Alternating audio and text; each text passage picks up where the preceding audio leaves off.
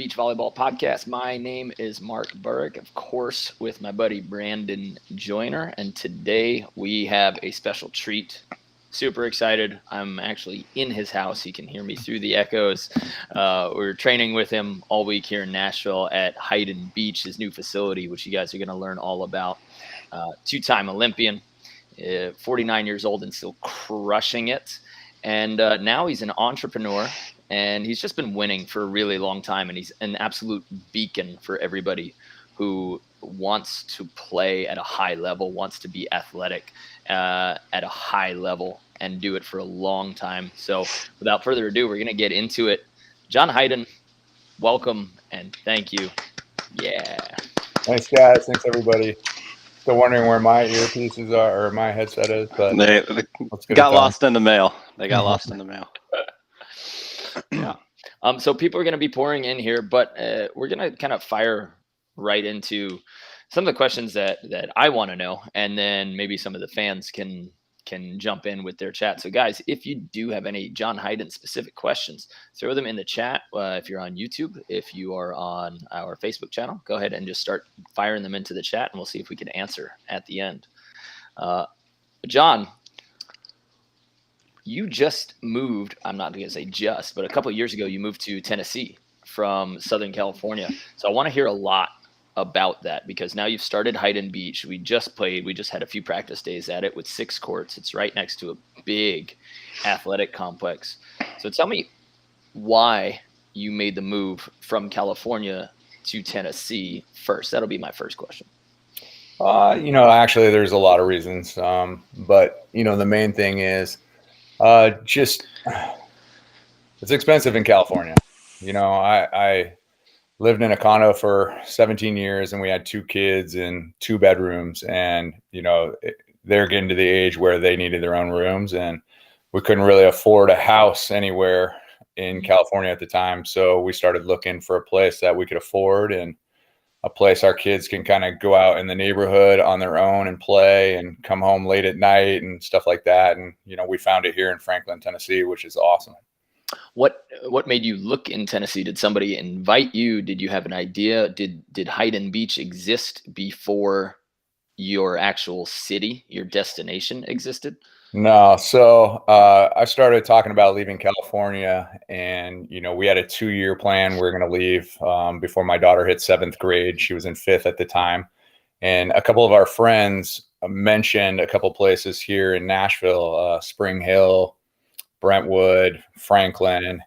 They were thinking about moving their business there. And so we just jumped on that train. We didn't really know where we wanted to go, but that was the first mention of something. We decided to go take a look, came out here a couple of times. And, it's funny because if they moved and they were moving their business, we would have had a bunch of friends and family also moving. But that kind of fell through for them. And we were like, well, we're on our way. We're going. And so we came out here. Funny thing, my wife's best friend in LA decided, well, if you're going, I'm going. And she has a couple kids. And she actually got here about 2 weeks before us.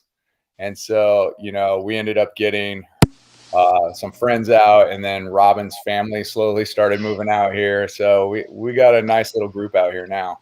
Nice. You guys are the settlers of the East. It's the dream. Yeah. Are you originally from California? Is that where you grew up?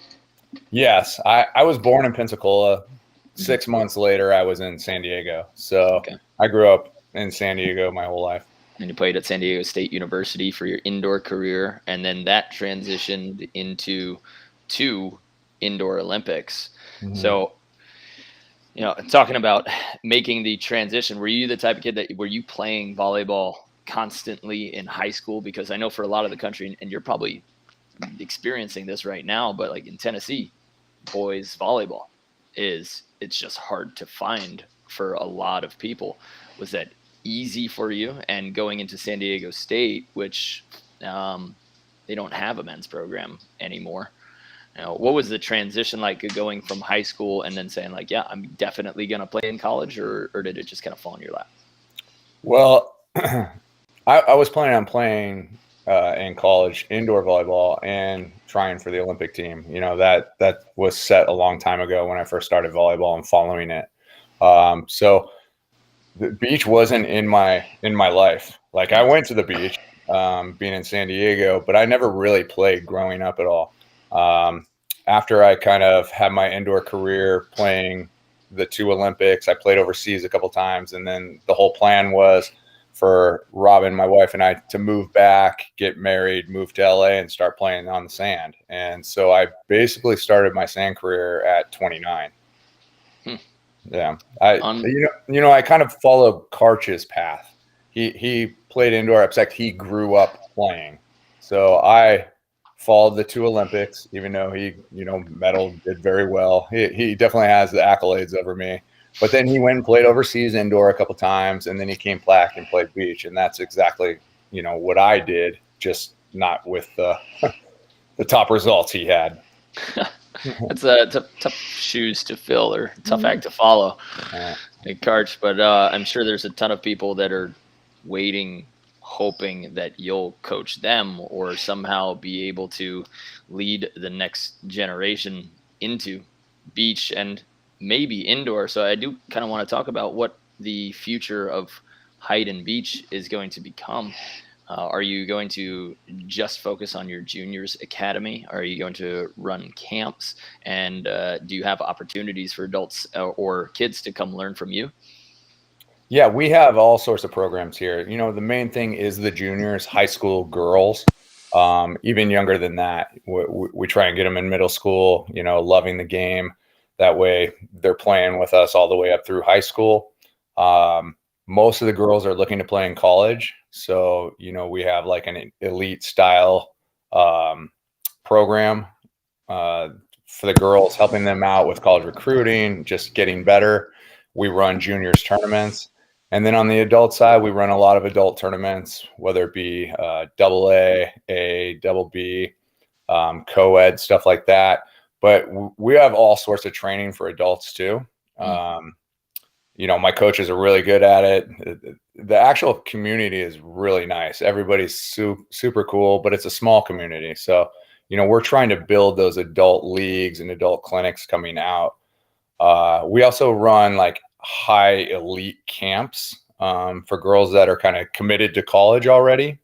So, we put those together, and we only take a select few. We take 12 only because there's 2 coaches with us at those times. Those all run. We just ran one this weekend for 16U elite girls. And I run them with a woman, Nicole Christner. She's a coach at S3 who kind of brought me on to help coach with her. That's S3 in the Atlanta club, right? Yeah, S3 in Atlanta. Okay. So, word's out, and when we run these camps, they fill up fast. We get a waiting list too, but we only allow 12 girls. So that way we keep it low and they get plenty of time with us, plenty of one-on-one coaching, and we do a lot of video in that. So we're starting to run more of those, and we travel for those too. So we've run a couple at Hyden Beach, and then we'll run them in Florida. Just run them anywhere people are looking to get them run. And then at our facility, we're also running more of those type things, not as only 12 players, but we're opening it up to more girls to run kind of an elite style practices and camps. Okay. Well, maybe this is a question for your wife, but how would somebody sign up if they wanted to come to an elite camp or they wanted to try or apply? Would they just shoot an Instagram message to Hyden Beach on Instagram, or is there an email that they should specifically go to if they want to get training from you? So, yes, that's a knock on me being technologically challenged. We're getting there. I've got it. We're getting there. I got that. But so when we do you can always go on hydenbeach.com to look at our camps and clinics. The specialized ones that when we're running kind of the elite camps, those are something we usually do word of mouth, and we'll put it out to the girls. And then we always have to find a date that we can both work, Nicole and I, and then just put it out to most of the girls we know have been to these camps before. There's a big group of them. And then we get a lot of people asking us because we like to do it directly. If we set up a link, then anybody can kind of sign up. So it's more kind of word of mouth and, keeping it more invite only type.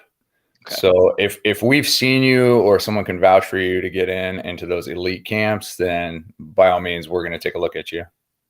That's awesome. Yeah. You talk about getting somebody to the next level and all right, they're already in D1 or playing college ball. What do you think maybe the two most important things that separates a non-committed or a non-collegiate level junior from somebody who's going to do it? So what's the two characteristics that you think are the most important as a player or maybe even as a person that would get you to that elite level, the college level? I think a lot of it is drive. Like these girls that are already committed, there are most of them that are already committed now understand that now's the time you have to work harder. You don't just get committed and then, oh, I'm not showing up for practice because I've already made it, blah, blah, blah. A lot of these girls are like, now the work begins, and which is great. They understand that. A lot of people don't understand that. When I played with Sean Scott years ago, we became the #1 team on the AVP, and my mindset went to, now we're hunted. People want to come after us. Everybody is out to beat us. Now we got to work harder. So a lot of these young girls already have that mentality. They're not letting up. They're hitting the practice even harder. They're hitting the big tournaments and not just laying off and taking it easy. So drive is definitely a huge thing, having that commitment to want to be better. The second thing is, the coaching. I found there's not a lot of elite coaching around, and unfortunately, at a lot of these clubs or whatever, wherever you're playing, is a lot of play during practice. It's like 80% play and 20% drills. That doesn't really do anything for anybody. Like, how are you learning with 20 minutes of drills or whatever? So mine's exactly opposite. I'm doing like an hour and a half, hour and 40 minutes of drills, and then we put it in and play at the end. So I think it has a lot to do with the clubs and their style of coaching there to get these girls to understand you got to drill to get better. And, when the girls come to my place, that's what they're getting. I expect them to get better as we go, and we don't just play the whole time, because that's not how you're going to get better. Would I hear you say that, and then I also hear Stoklos and Dodd kind of ragging on us at some practices, saying like, "You guys show up for 2 hours." And back when they were playing, we would show up to the beach 6, 7, 8 hours, play all day, and we were the real athletes. And you guys are don't know what you're doing with your 2 hour set. How do you contest them or that notion of play versus? I mean, it was great to have a $5 million Miller Lite contract all going to the players. I mean, Mark, you would want that right now, right? I'm ready. Plenty of money to go around, plenty of sponsorship money to go around. Guys are just way more athletic these days. And you got to train for that. I mean, what was the biggest blocker back then? 6'5"? Like, those guys never went against Phil or Mole or Furbringer or, all these guys that are 6'8" and huge. It's a different game. It's like the NBA is a different game than it was 30, 40 years ago. Everything's evolving. It's getting much more athletic. And guys guys understand that. You're not going to get away with just playing these days. So it's a different game. And there's a few older guys that understand that, and a lot of guys that don't. And you're always going to find that through all the generations. So it's kind of like the same old debate. Mm-hmm. I got a question to kind of go off that a little bit. I hear you talking a lot about girls, and especially everywhere, like even here in Hermosa, when we run our kids class, all of them are girls. On the East Coast, when I would run clinics and camps, it was mainly females. And I agree with you. Like, girls are so driven. Whenever they want to learn something, doesn't matter what age they are, they're going to pick it up. But do you think that, I mean, now it's easy because girls have something to strive for as far as the NCAA, where they can go play in college. But for the boys' side, do you think that we're still an older crowd? Like when you're looking at the the guys breaking in, they're in the 24s, 25s, and there's not that many of them. But on the girl side, it's starting to kind of overload a lot of the big tournaments. Do you think that that's something it'll just take time, or do you think that it's a mindset shift for males, or like what do you think's holding back the male side as far as like the drive as far as youngsters go? No, it's Title IX. Plain and simple, it's Title Yeah. IX. I mean, the guys don't have anything to look for to go to college for, right? Maybe you have a couple club teams, and most of them probably in California, maybe Florida. But why would you play in high school sand volleyball to go on to college for what? There's nothing there. So it's always going to be a problem as long as Title IX's there. You know, they're just not going to build. It's like Mark said, San Diego State, my men's indoor volleyball team doesn't even have a team anymore because it got axed from Title IX. So just to pause you there, just in case anybody doesn't know what Title IX is for NCAA, Title IX is it was instituted that we have to have equal funding, equal amount of dollars for male and female sports. And so one of the major debate issues there is that there is American football, and American football has 65, 55 scholarships, more than that, full scholarships, like 85, Jeez. like 85 scholarships. And so on women's sports, there's nothing that kind of balances that out. So they have to add a lot more teams to add a lot more scholarships. And if your school wants to have a football team, it needs to have maybe 4 or 5 different women's sports with full scholarships. And then some of the lower tiered sports like men's volleyball, like wrestling, sometimes hockey, they end up getting cut because of that, which is an unfortunate side effect of Title IX, which not knocking Title IX, but it still has to be revisited every time because, we've created so many opportunities for women's sports. And now we see, boom, we've blown up in women's sports.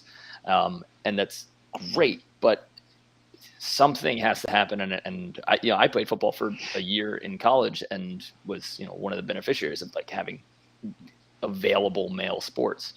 But something has to, in my opinion, has to change about that scenario. The fact that football is more of a religion than a sport in the US, and that so many guys teams gets cut. And for volleyball, you have nothing to look forward to. If you want to play indoor, there are 21, 22 schools that have 4.5 scholarships per team, and a women's volleyball team has 12 full scholarships, and they have 250, maybe 300. I'm just shooting from the hip here.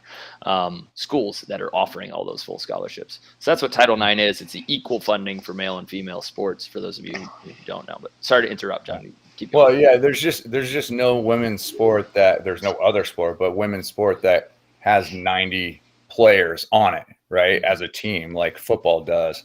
So if you just kind of cut out football and make it its own thing, we would be okay. But I don't see them ever doing that. So again, with the boys side, it's unfortunate, but I don't ever see it growing like the women's side. So, which is great for our women. I mean, we have tons of good women's teams coming up. I mean, we should be dominating the world pretty soon, or being in lots of teams in the top 10. So yeah, I agree with that.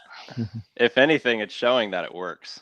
Like just giving them that college sport and how quickly. I mean, the fact that I think Sarah and Kelly this past Olympics were the youngest team to ever play in the Olympics. Wow. And that they were a couple years out of college, and so and now we're starting to see and now they're getting beat by other college kids, which it's just crazy. Well, let's kind of shift the conversation into it's not a rumor. John Hyden has a beef with social media, doesn't love it.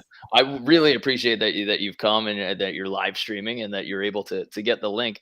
But so my question is two-part. Number one, what's your beef with social media? And number two, knowing that like people are trying to create brands of themselves before they win a tournament. what's happening? What do you think is wrong or needs to improve with today's up and coming athlete?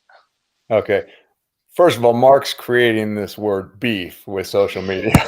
Yeah, I was like, who submitted this question? let's get that straight. Not necessarily beef. I'm just, I'm old school. A lot of the social media is, I want to say, and it's not just this stuff like you do. You produce content, or the McKibbins produce content, stuff like that. But with social media, there's so much fake out there, and I do not like that. Having a young daughter, having a young son, looking on social media, seeing everybody's happy and everybody's perfect, it just creates this fake world out there, and that I have a huge problem with. You never know what's real anymore. I mean, Mark, we were discussing the VR thing on the Oscars this morning. Was it yeah. real, or is it because Hollywood is dying that they need to be talked about, right? So that could go either way. Who knows if it's fake or real? And that's half the stuff out there these days.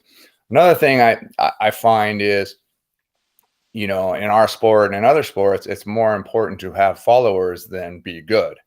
Putting in the hard work on the sand just isn't quite there as much as making sure you're filming everything. And that to me, just like I said, I'm old school. Hard work pays off.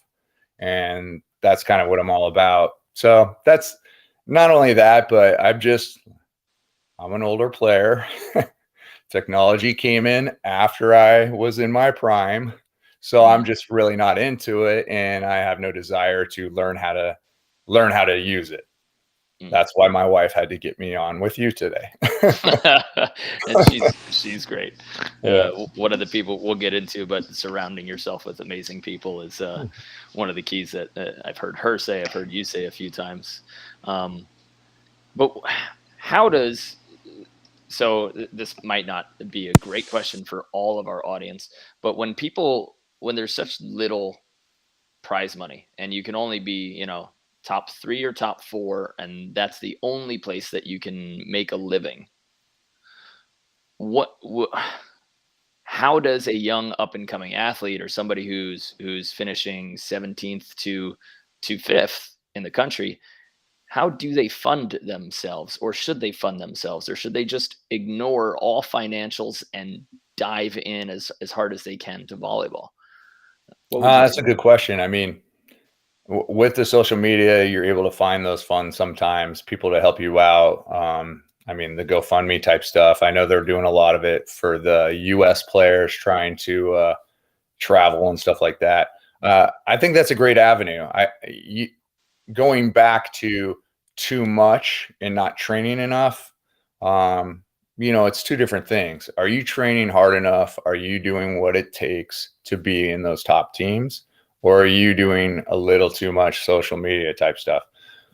I think there's a fine line there that you have to accommodate both. For me, when I started out, I was in the same issue. A lot of guys and girls coach on the side. They're trying to find ways to train a lot more.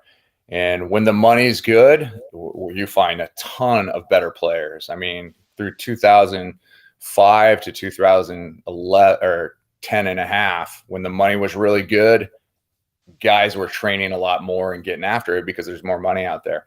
For me, when I first started, I started my own businesses just so I could train at my own time. It was like, go to the beach and then get in the car, and already people are calling me. I have messages. I got to get home. I got to do paperwork. I got to get ready to do what I do.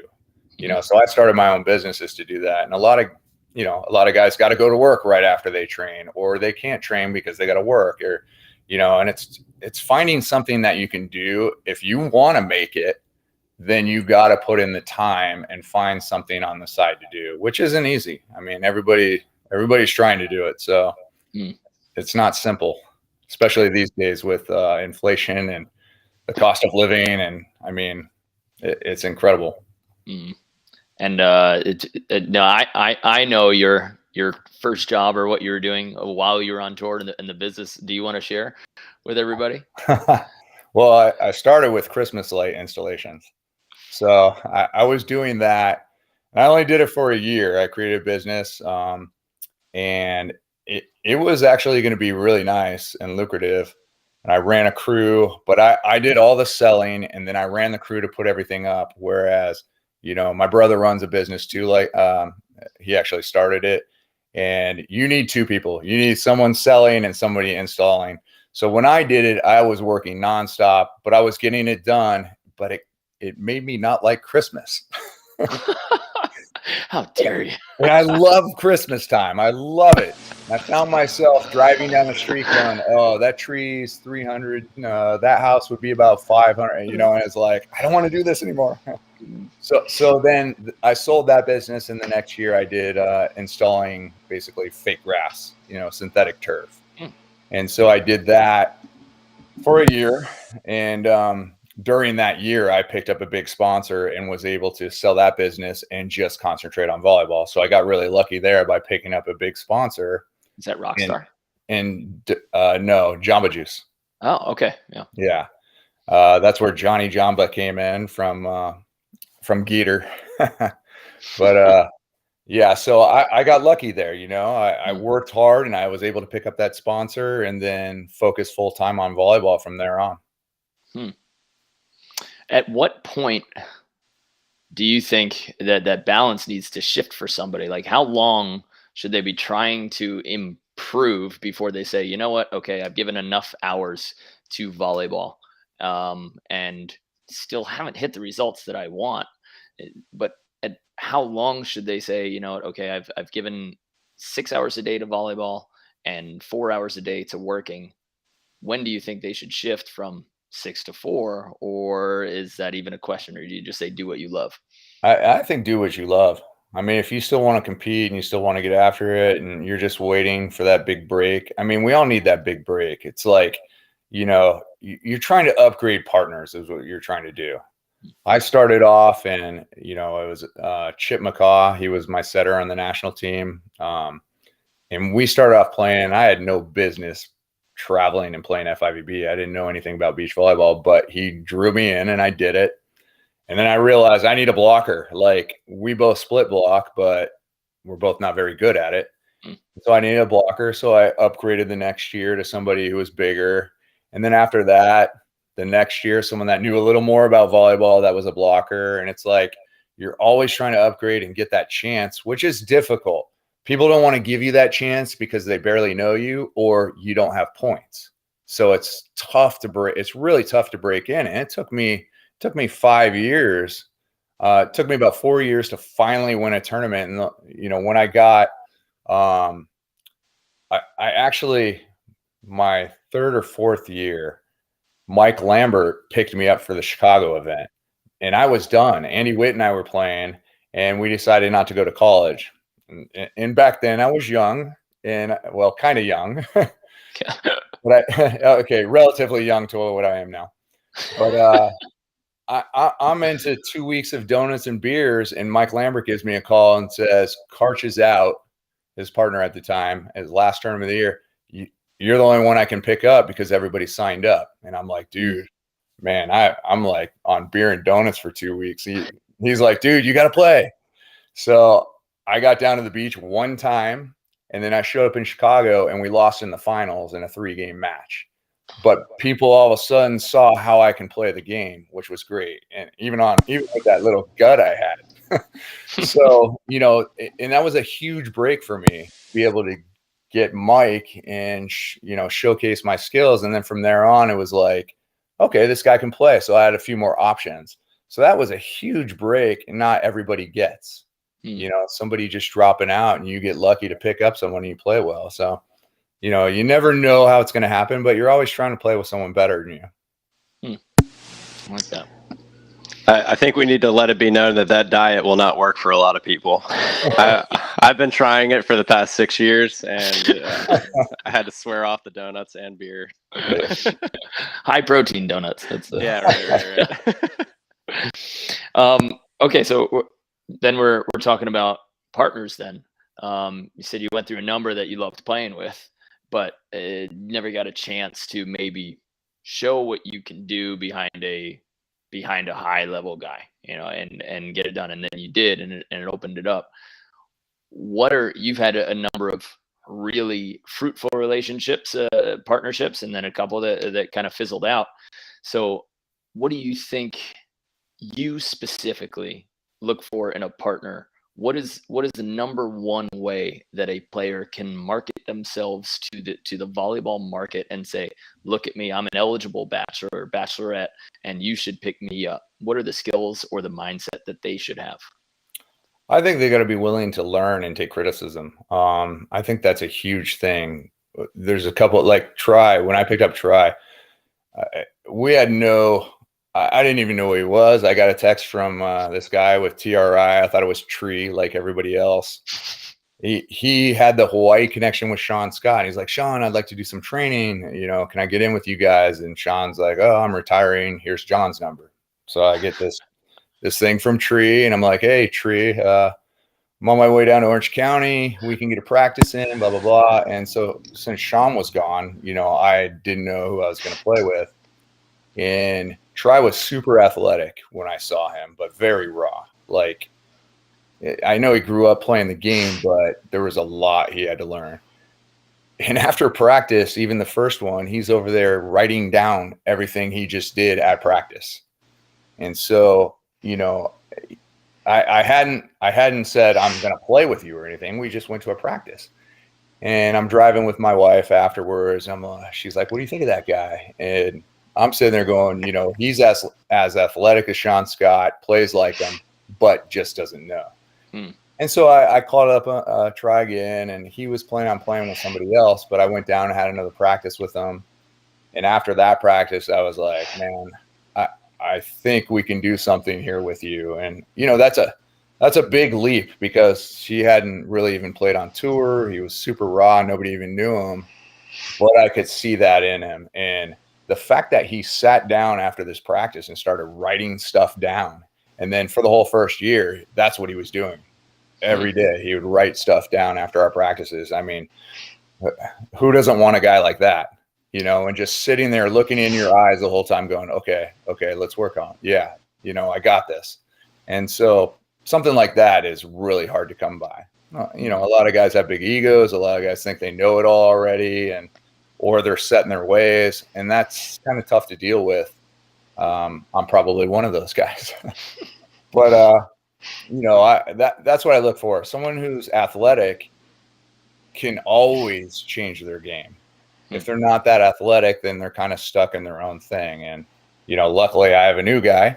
I think you guys know him, Logan Weber. He's been on a couple times. Yeah. who is athletic and makes great moves. And I'm super stoked to have him and see what we can do. So. Yes.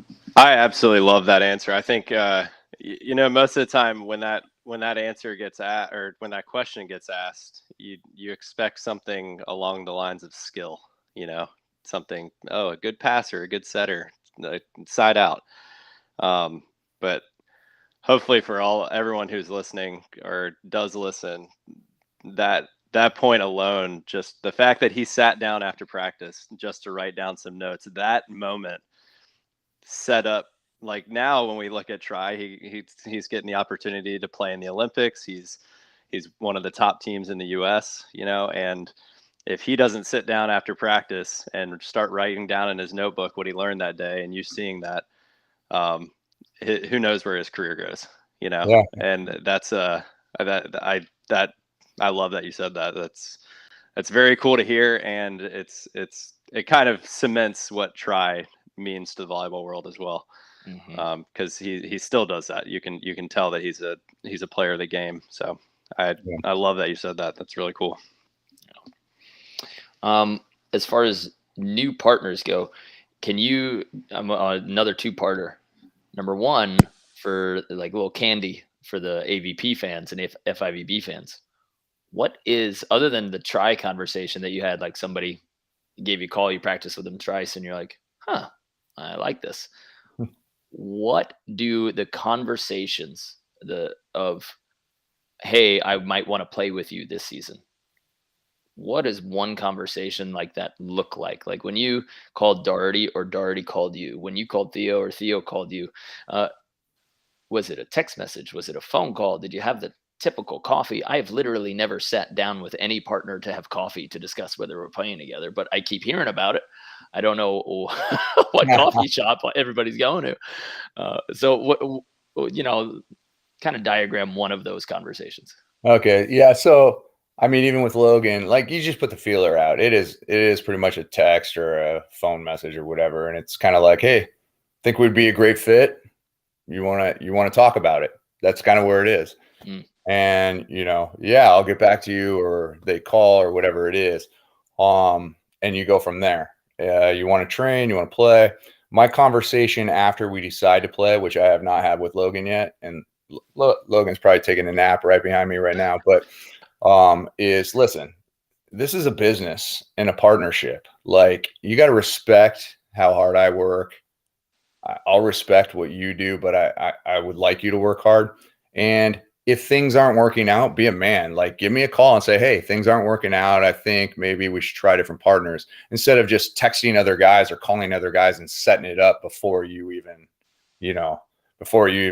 have a chat with your partner. So, those are some of the conversations I've had in the past, is like, be a man about it. Just step up and talk, or a woman. I think there's a lot of cattiness out there about players and behind people's backs.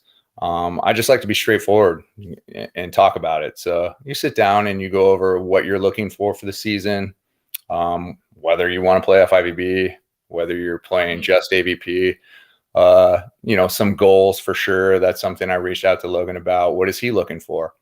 And, whatever he comes to say, which, that's between us, I'm just going to try and get him there. I'm going to try and help him get there the best I can, the best I've known. And he knows that. I let him know I'm a hard worker. You're going to work hard. But if we have some sort of beef, let's talk about it. Let's chat about it. And that's kind of how those coffee talks go. Have you ever had, has anybody ever turned John Hyden down? I have not been responded to. Oh yeah. Oh yeah. Okay. So, all right. And I like that. I like to get on the court and use that as, a little fire. So I like that. Always good. Have you ever sat down with somebody and actually talked it out and then decided, you know what, your goals, my goals don't match up, or what you want to do and how you want to play the game doesn't really match my game, even though we're both high level players, maybe just because we don't have the same style or thoughts on the game, we're not going to be a good match. Yeah. And I think but that comes more after you've played with that partner for a little bit. Yeah. Never usually before. You're always given that chance, and hopefully it works out, but you find out pretty quick when you're not on the same thought process. So that leads me to the next one. I've got it all written down. I've been waiting for a long time to pick your brain, John. You've played with a few players now who you're not in the same city as, right? So you played with Ricardo. Currently, you're playing with Logan. You moved to Tennessee 2 years ago, and then it was Theo, where Evie Matthews was coaching Theo. I think your style of game while they were in California, and you were hanging out in Tennessee. So what are the most important conversations or activities that somebody should do if they're playing with somebody for the first time and they've never practiced together? The first thing I usually do is go over setting, how you want your set. I mean, that's kind of the most important. You walk out on that court and it's like, what are your sets during side out? You pass the ball good. What do you like? And there should be a couple different types of sets. So that's the very first thing we do once we get on the court, with any partner I have, figure out the setting. Cause once you get that down, you're good for your side out. Then for sure, you got to go into transition setting. When I dig a ball here, how do you want this ball? And, Mark, you've been practicing with me all week. You know how I like it compared to, how you like it. Yep. So it's a completely different thing, how I run transition and how, Logan now runs transition. And obviously I try and make him think ahead and go, okay, well, what about this? And see how you like it in transition. So for me, I'm always trying to gear my partners towards my style of game. but it's very important. I mean, transition is huge. If you're high level transition, you're going to win matches. So you really got to figure out that setting, alpha dig, or on two off a block, whatever it is.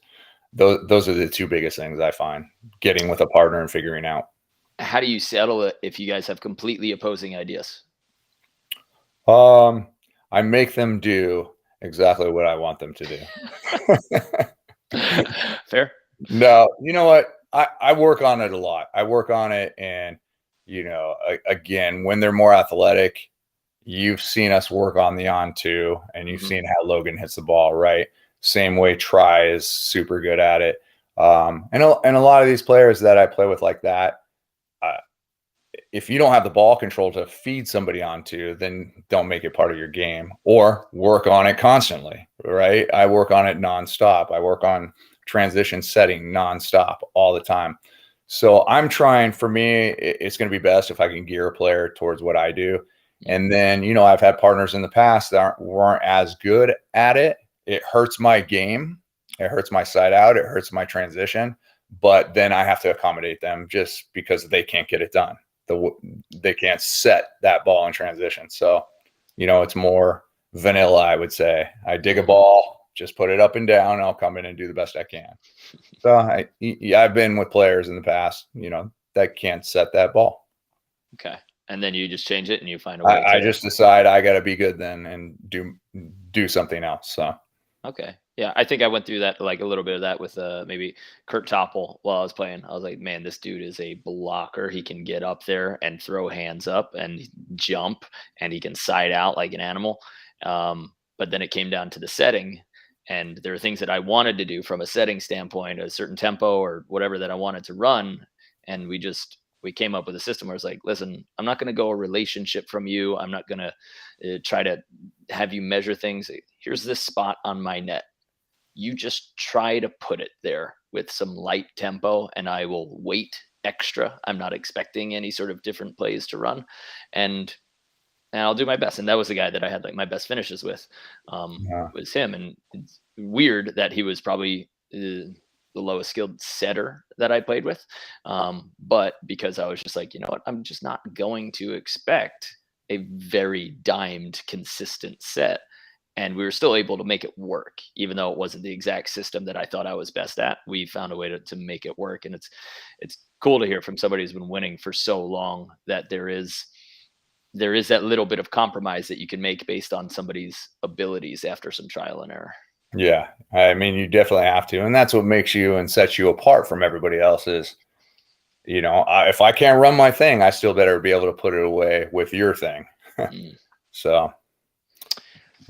The style that you run for those, maybe some who aren't watching or don't know AVP quality, but like you have your own style. Like that's the Hyden. People refer to a style with your name and fast, and maybe current fans don't realize it, but you are the first player to really embrace tempo and speed spread offense and do it at an extremely high level.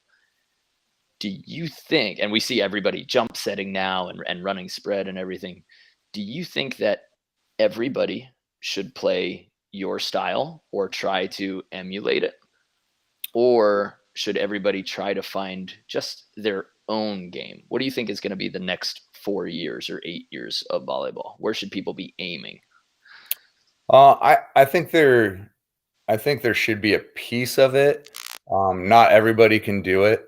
And that's an issue. And not everybody should do it. I mean, if I have somebody who's 6'8" and jumps, super high, if I have Phil Dahlhauser or, Jake, put up a high ball, let them go hit high, right? They don't need to hit fast. For me, the reason I created that was I have short arms and I don't jump very high. So a block put up in front of me with a high ball isn't going to work for me all the time. And the percentages aren't that great. So why not shoot the ball or fast sets and move it around so there is no block? I can do that all day. So, I had to create that for myself because I found, my footwork was much faster. I could move around. I could pretty much hit any speed set I want. It doesn't matter how fast it goes by. I will be able to get it down on the other side of the court. So that really worked for me. And most guys can't do that. You can practice, see if you got it and run some of those plays. But in the end, you got to play your game, whatever that is. One of my favorite quotes, and I say this to all my players and everybody I do camps with, is from Bruce Lee: absorb what is useful, discard what is useless, and add what is essentially your own. I've done that from day one, and I've talked to you about this, Mark. I watched Stein when I first came on tour. I'm watching Stein. I'm watching Todd Rogers, Dax, Karch. I'm watching all these guys in the positions they play, and I kind of take a little bit from each of them over the years. Like, I didn't have a pokey. Stein's pokey was amazing, so I put that in one year. The next year, I learned how to hand dig. The next year after that, I learned how to do something else. And it was like, for the first 5-6 years, I always took something else and really worked on it that year.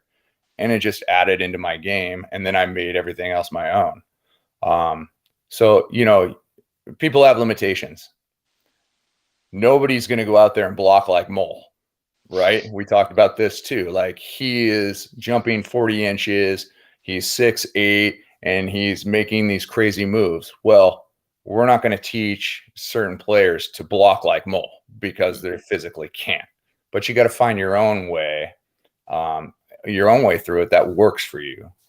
So everybody's got to do their own thing. Try other things, though. Try as many things as possible.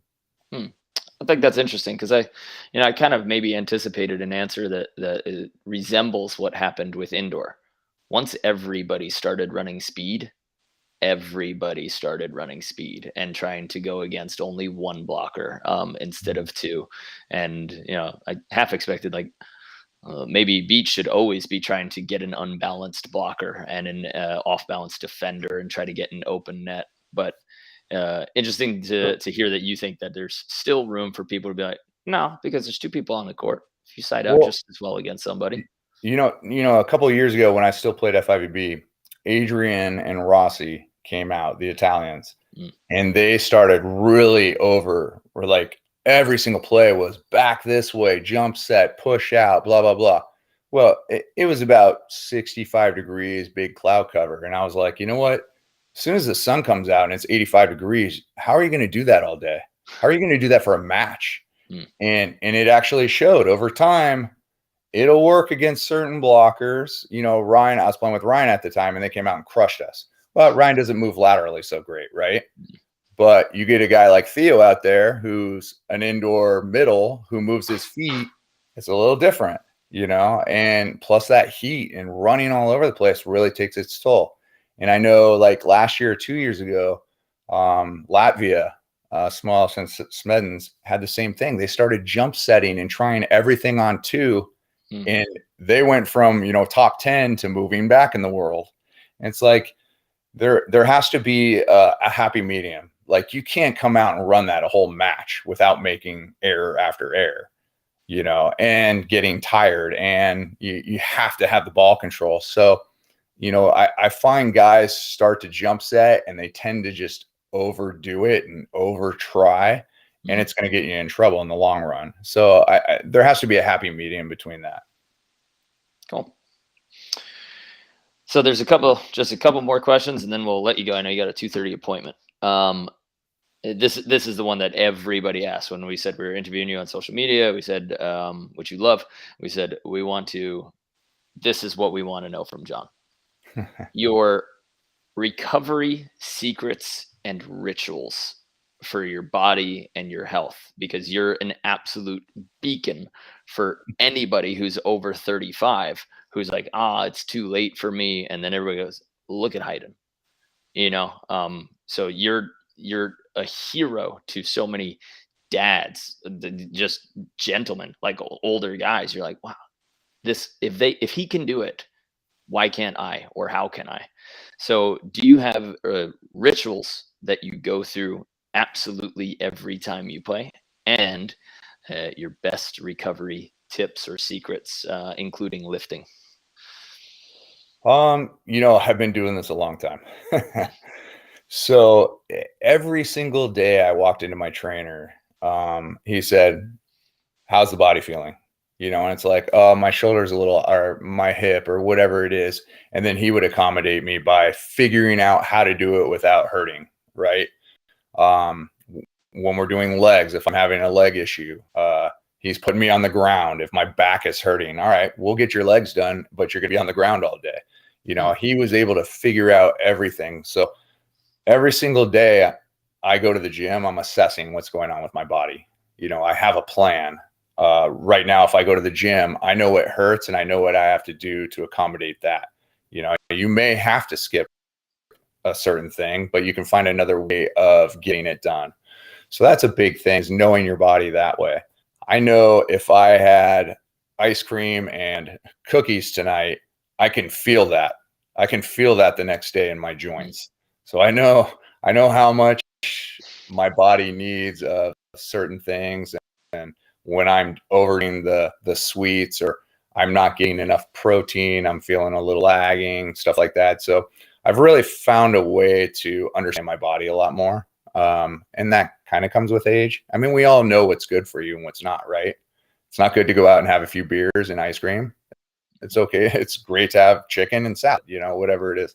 But I think understanding your own body, because everybody's body works differently on different fuels. And that's what I figured out, what my body feels best and works best on. Mm-hmm. Supplements. I'm always making sure I have, the right supplements, I guess you could say. Whether I have a concoction my trainer put me on before everybody knew turmeric was a big thing. He had me on turmeric, boswellia, and glucosamine all at one time working together. So I was taking that. I take a Hawaii bioastin, has astaxanthin in it. If you don't know what that is, look it up, because I do feel like that really helps out. Vitamin D, I'm making sure I get my vitamin D all the time. But, there's a lot of these things. So who knows what's working best? I just know that I feel good when I'm on all of them. So I keep doing it. If I am beat up, especially during tournaments after a Friday or a Saturday, I'm taking an ice bath no matter. The biggest key things about playing at this age is surrounding yourself with a good team. My wife and my trainer are the biggest part of my team. If she sees me play all day, she's the first to go. I'll go to the store while you're getting work done, and I'll get the ice and 50 pounds of ice, and the ice bath is ready when I get back. She does that for me. Oh, I come in, my back's killing me. She's working on my back, So whatever it is, she's right there behind me. She knows this is our livelihood. She wants to continue her endless summer. So she'll do whatever it takes to keep me healthy. And it's funny, over these years, it's like we move a couple times and we got to move a dresser. And she's like, nope, John, sit down. Like, she won't let me move anything. She won't let me pick up boxes. She won't let me do this. It's pretty funny. So, I have her behind me. And then obviously everything my trainer puts into it is huge. I mean, I can't do it without him for sure. Do you play? Do you continue to practice when you have a tweak? I heard from somebody at some point that said, like, if you feel like you've tweaked something, practice is over, and we'll see John Hyden in 3 days after he's gone to his trainer and fixed it. I don't know if that's true, but like, do you play when you feel like something's not quite right? Do you still practice? It really depends on what part of season. 3 years ago, I tore my calf in Chicago. Since then, it just comes and goes. So if I'm out there training with, now, and I feel it, I'm like, hey guys, I'm done. No problem. There's no reason for me to push through it. It's better to get healthy and come back 2 days later. Again, it's knowing your body and when you should say no. So you got to look at the big picture there. I'll step out of practice. Oh, my back, dude. All right, guys, I'm done. Which is usually pretty good because we have like 5 guys. So if I bow out, they can all play. Mm-hmm. So it works out. The guys are around here that train with me. They know it. I mean, I can say it. I'm old. So I got to be careful sometimes. Yeah, you don't play like it. Oh, shoot. I lost my next question. It was okay. Yeah, just 2 numbers. How many times do you practice? How many times do you play? You said the other day at practice, you guys, this is the first time in 10 years that I've practiced 2 days in a row, which I was like, well, yeah, because dude's playing Friday, Saturday, Sunday every weekend, so he gets his reps. But what's your formula for days of lifting or gym work, even if it's not lifting? And I know you don't load your spine. You never put anything on your shoulders in terms of like squatting. That's just something you and your trainer found. But what is your gym to practice ratio in preseason? Now, like right now, leading up 6 weeks before or whatever the first tournament is, I'd like to go 3 times a week. I like to do a Monday, Wednesday, Friday thing.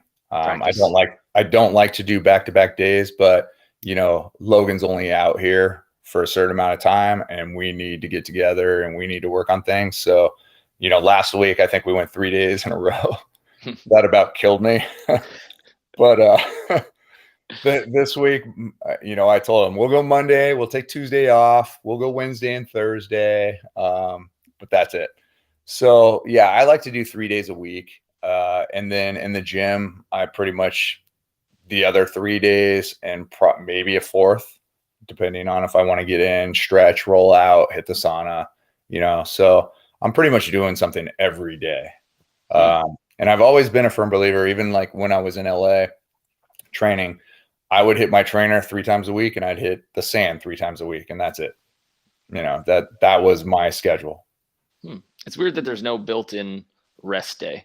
I figured like there would be like a off or a 2 days off, or like, okay, I'll lift and practice on Monday, but then I'll just completely rest on Tuesday and then practice, etc. But you don't have any full on rest days, or do you count gym sometimes as recovery?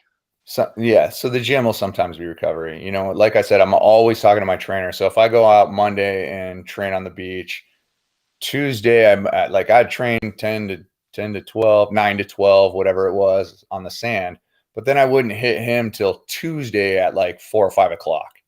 So that's a lot of rest in between right there.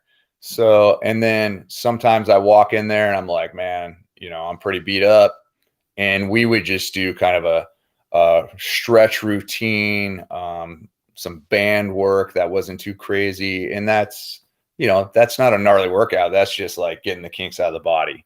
So there are days like that, I step in. So it's not like hard every time I'm lifting. Got it.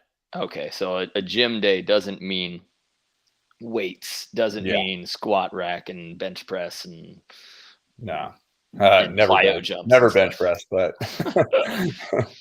awesome. Cool. We're at almost an hour, Brandon. I know I asked a ton of machine gun style questions. Hey, I'm just along for the ride. John, I know I've met you a few times and we've gotten to hang out, and I appreciate every time you drop some knowledge on us. So I'm just happy to be here. Yeah. Thanks, man. I appreciate it. And John, you have to run right now. Is that right? You get a 2:30 appointment? Yeah, always taking care of myself, right? Yeah, I have a couple minutes, but my wife wanted to mention one of my sponsors, Seattle Gummy Company. They have these like mocha shots that are phenomenal. Quick energy. I had a couple of years ago in Chicago, beat up, just getting crushed down. We're in the losers bracket, played matches all the time, right? And I was dying because obviously, again, joints being older, blah, blah, blah. And it was cold out. And I'm like, I'm beat. I don't know if I can play another game, right? And my trainer, she calls my trainer because that's what we do. What do we do? What do we do? He's going to die, right? He's like, get him some quick caffeine somehow, okay? Get it into him, get it in. Says, she runs, and you know how far one side is from the other, North Avenue and Oak? Yep. Robin runs from North all the way to Oak, sees this tent that's handing out these things, little packets. It's Seattle Gummy Company, right? And she's like, mocha shots. All right, what are these? And the guy explains it really quick. She runs all the way back, right? Because the game's about to start. We start warming up, and she goes, take these. And so each one has like equivalent to a cup of coffee. And I'm like, are they? It doesn't matter. Take them. get this caffeine in me. And these things get into your system within 5 minutes. It doesn't take a long time. And usually I won't take much caffeine because I don't like jitters, but they don't give you jitters at all. It actually gives you more of a focus. And Mark, I swear, I felt like I was playing the first time for that day. Like once it got in my system, once that game started, I was like, wow, I feel great. Now I shouldn't be giving all my secrets, but it is a sponsor of mine. From there, they were like, oh my God, really? This is the story you have? So they like started talking to me, love the story. But I swear, man, this stuff is fantastic. But they also have, recovery. They have melatonin ones. They have a bunch of other stuff that I really like. But just want to put that out there. Seattle Gummy Company. If you guys look it up, that stuff is really good. Nice. Saved your tournament. I love those. Yeah, it really did. If Pickles had one company, I swear I just wanted like a pickle sponsorship from somebody. The amount of tournaments that those saved me. Well, John Hyden, you can't thank you enough for sharing your knowledge, stopping by, and of course, let me stay in your house and training with you. You're a legend, and really, truly, it's so cool to be able to practice with you, to play with you, and to try to listen in when you're teaching Logan some stuff. I'm always trying to absorb, and I think you're one of the model, not only athletes, but people that people should listen to, follow. And as much as you don't throw everything on social media, I think people are starving to hear from you. And I hope you do a bunch more interviews like this so that we can keep tugging all that knowledge out of you. Well, you know where to find me. It's guys like you that are like, will you do this? And my wife's standing right there going, yeah, you will. Right? That's literally how it happened this morning. I was like, John, can you do a podcast? He looks left, and Marvin's like, yeah, he's on. Awesome. Thank you so much for your time. Appreciate it. And we will see you on the sand. All right. Thanks, brother. All right. Have a good one. Appreciate you guys. Brandon, you want to stay and do a show wrap up? Sure. Awesome. Man, I could, I've said it before, but he's one of those people that I could listen to every single day of the week, no matter what. You know, it's just, and I was lucky enough when I first moved out here. You were getting the opportunity to play with him play against him a few times. So I got invited to a couple practices, and then I was playing with Ty Trambly as well. And I got to go to some practices, and he's just welcoming. He's not scared to share his secrets. He still holds back a little bit. He's got to make sure he's got that competitive edge, because he is one of the most competitive people I've ever met in my life. But the fact that he is giving back to the game and is willing to have these conversations, it goes to show what kind of guy he is. And if you see him at a tournament, if don't be scared, go up, say hi, introduce yourself. He's worth having the conversation with. Definitely. And I mean, he's got his own facility here, Hyden Beach, so people can come and hunt him down. And he talks about like, we're open for training, we're open for camps. Like, people just need to reach out, and he's ready to be here and coach him on his 6 courts, which are really nice. And it's just outside Nashville. So it's like, hey, why don't you just go to Nashville, which is a hot spot, do the training first, then get the party. Like, come for a little Wednesday, Thursday for training. And then after Friday afternoon, invite him out for a little beer and live music or something. Yeah, that's awesome. But man, that was probably up there with one of my favorite conversations to be a part of, listen to. I think I didn't say much, but man, I was just in awe the whole time. Yeah. To win for as long as he had, and to have a style of volleyball where people literally name it after you. Like Karch is somebody who became more than a player. It wasn't just who he was. Like, he became his own brand. Like, Raji had a couple of shots, like he had one specific swing that was his. And to say that like speed and spread offense are attributed completely to John is just like absolutely like, you like to run like Hyden. That's what it is. And we see the world now changing to adapt his style, that he was one of the first ones to come out and do it. And so many teams are coming out and doing just speed and spread. And it's tough, you have to find that line of, I like what he said, do you have the control first? Because the basics have to come first. You have to be able to pass one free ball up and down before you can say, hey, can I pass a short serve and gun it across the court so that my partner can cut it off? Like, that takes an incredible amount of accuracy. So hit those basics first if you're out there, and then start trying to find whatever offense or fancy or anything that you need to run. But you're going to end up losing a lot of tournaments, a lot of points, if you try to go with the speed and the flow before you have your basics. Yeah. And then just being honest with yourself and realizing, what type of player are you?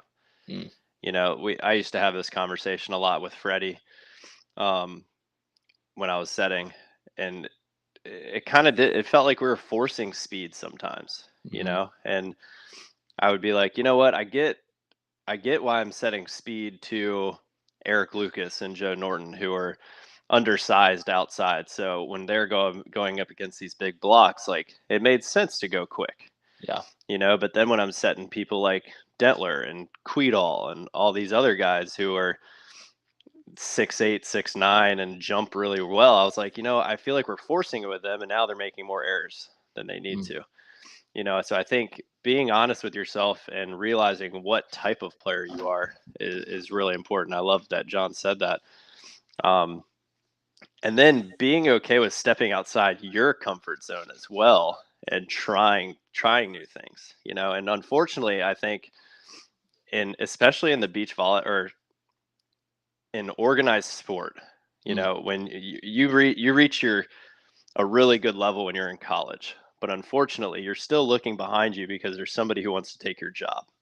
So you can't be too experimental, because if you just go off the rails and start doing all this crazy stuff, then that person behind you might take your spot, because you're going to be making some errors.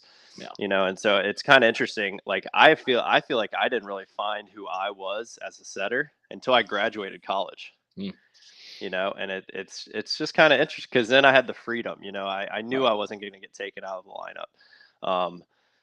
So it's kind of interesting finding that balance of experimenting, but also not going crazy, and just adding to your game as you can.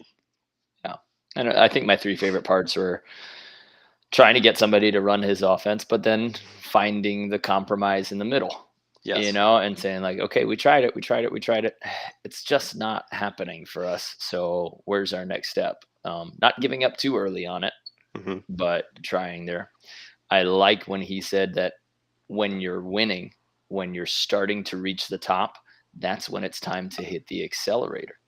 And in my mind, I was like, yeah, I started thinking of the Norwegian guys, where you start becoming number one and winning tournaments, and now everybody's paying attention to you. Everybody is watching film on you. So the target on your back, the scouting reports on you, people have the most stats on you.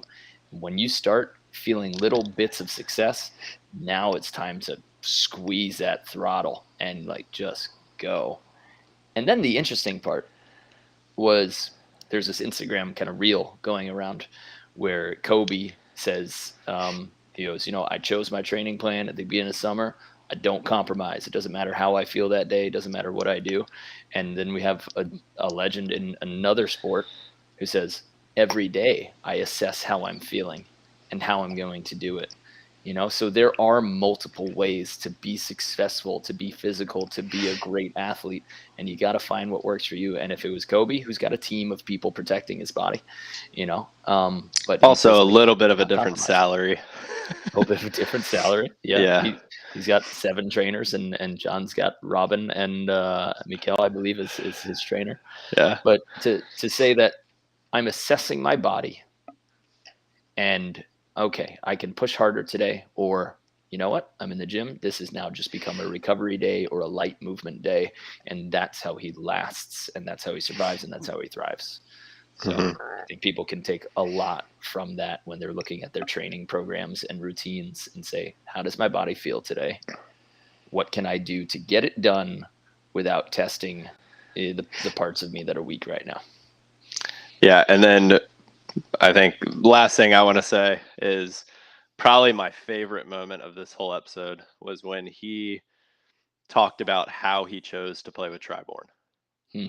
And the one thing that caught his eye was how after practice, Tri went to his backpack. I still want to call it a book bag. Backpack, grabbed a notebook, and started writing down what he learned that day. Like, if you're a young player and you heard that, and you at your next practice, if you don't pull out a notebook and write something down in it, then you don't care. Like, it's hard, and I'm guilty as well. You know, I'm literally looking. My mom got me this notebook for my birthday, and I still haven't written a single thing in it.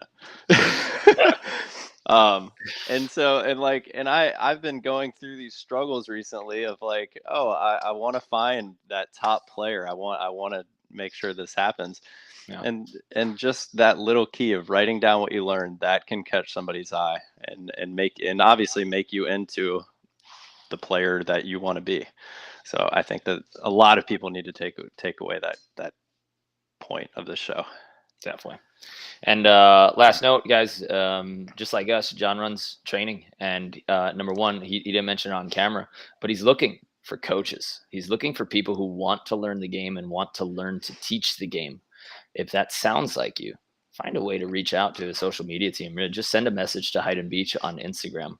If you're interested in organizing a private camp, or you're going to be in Nashville and you want to check out his place and get in some training, same thing. Shoot that message to at Hyden Beach, and somebody will be there helping him out. He's got a great social media manager, and they will get you going and get you training. So if you want to learn the game, whether you're a coach and you want to learn how to run John's system, or you just want to get your own training and come and learn from him, or have him travel to you. I know he's got something set up in Sarasota where a team invited him to go to them. People can reach out to at Hyden Beach on Instagram, shoot that message, and he'll be stoked to go and share the game and share his knowledge. We good? We're good. That was a hell of an episode. Hell of an episode. Love it. All right. I'm going to Atlanta, then I'm going to Florida, and we got our camp in Tampa. Hey, drive safe, baby. Yeah, I will. I'll see you in a couple days, roomie. All right, roommate. All right. Guys, see you on the sand. See you on the sand, guys.